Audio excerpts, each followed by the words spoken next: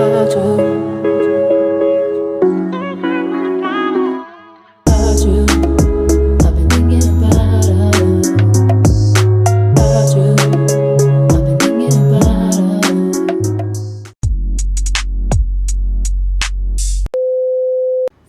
warahmatullahi wabarakatuh. Saya Aisyah Tenjana sebagai moderator di sini dan narasumber kita Ahmad Aryo akan menjelaskan tentang film Tanda Tanya. Jadi, bagaimana menurut Anda tentang film Tanda Tanya?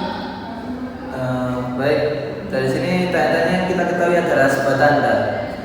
Sebenarnya di sini yang dimaksud dalam film ini bukan tanda, tapi tentang filmnya. Nah, di situ kita menjelaskan mendiskusikan makna pluralisme agama dalam film Tanda-Tanya melalui pendekatan semiotik dan analisis gelar tulisan. Ini mendapatkan bahwa film besutan Hanung Bramantyo ini termasuk gelar religi yang melakukan kritik sosial atau komunikasi kehidupan beragama di Indonesia yang kerap diwarnai dengan aksi teror. Di dalam film itu kan banyak sekali agama yang dicakup. Menurut Anda, apa yang Anda lihat dalam film tersebut? Menurut Ketua MUI Pusat Bidang Budaya Kiai Haji Ahmad Khalil Ridwan, indikasi paham pluralisme ini terlihat pada narasi bagian awal film, yakni semua jalan setapak itu berbeda, namun menuju ke arah yang sama, mencari satu hal yang sama dengan satu tujuan yang sama, yaitu Tuhan.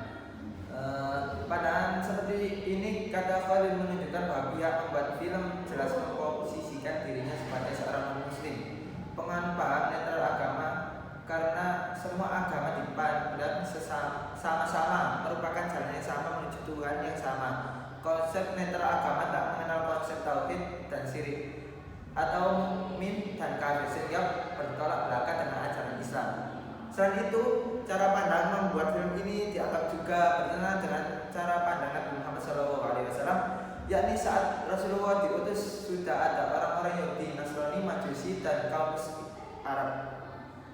Tapi Nabi Muhammad SAW menyeru mereka semua agar kembali kepada satu prinsip yang sama, yaitu prinsip tauhid, hanya menyembah Allah semata, seperti yang tertera dalam Al-Quran surat Ali Imran ayat 64. Dinyatakannya film ini jelas menyebarkan paham pluralisme agama yang telah difatwakan sebagai paham yang salah dan harap bagi umat Islam untuk memeluknya. Artikel ini dengan sengaja memfokuskan bahasanya dalam film Tanda-Tanya dengan menggunakan pendekatan semiotik dan semantik, yakni bagaimana pluralisme beragama dalam film Tanda-Tanya. Film ini kan termasuk dikategorikan religi. Jadi, kenapa film ini termasuk dalam kategori film religi? Oke, para praktisi dan analisis film memberikan istilah yang berbeda-beda sesuai dengan indikator yang diberikan. Pamela Adrians dalam bukunya The Religion Film menyebut film religi sebagai genre hagiopik, yakni film-film yang menceritakan tentang kehidupan atau bagaimana dari kehidupan seorang yang diakui sebagai pahlawan agama atau orang suci. Makhluk surgawi berbicara kepada manusia dan peristiwa-peristiwa yang digerakkan oleh Tuhan yang tinggal di suatu tempat melalui awan. Ada lain pendapat, yakni sedangkan Russell Dwyer dalam bukunya Filming the God mendefinisikan film religi berdasarkan dengan dua model, yakni film mitologis dan film ketakwaan. Kategori ini didasarkan pada pengamatannya pada film-film religi di India. Film mitologis merupakan pelopor bagi film India secara keseluruhan, merupakan film yang menggambarkan kehidupan para dewa dan pahlawan-pahlawan dari khazanah besar dari mitologi Hindu yang ditemukan pada epik Sanskerta seperti Mahabharata dan Ramayana.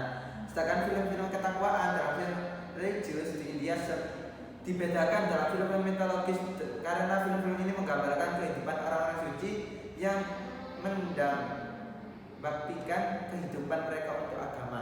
Oke. Dari durasi 1 jam lebih di film itu, adegan mana yang menurut Anda memicu kontroversi? Setidaknya ada dua adegan yang bisa dianggap memicu kontroversi. Pertama, adegan Surya saat memerankan sebagai Yesus dalam malam Jumat Agung di gereja. Kedua adalah narasi verbal yang menyatakan bahwa semua jalan setapak itu berbeda-beda, namun menuju ke arah yang sama, mencari satu hal yang sama dengan satu tujuan yang sama, yaitu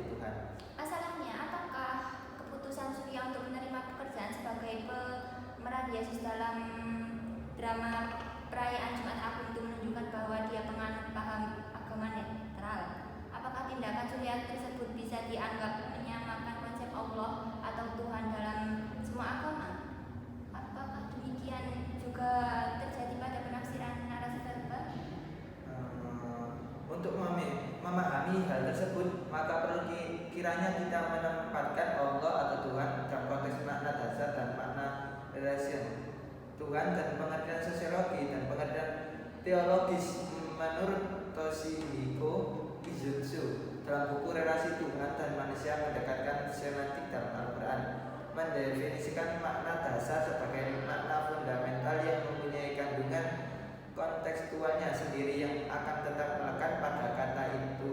Meskipun kata itu kita ambil di luar konteksnya, kata kita misalnya makna dasarnya baik yang ditemukan dalam Al-Quran maupun di luar Al-Quran tetap sama. Begitu pula dengan kata Allah, di mana dalam aspek formalnya sama dengan kata Yunani Hodheis yang biasanya berarti Tuhan. Orang Yahudi dan Kristen serta masyarakat Arab zaman jahiliyah menggunakan kata Allah untuk menyembah Tuhannya.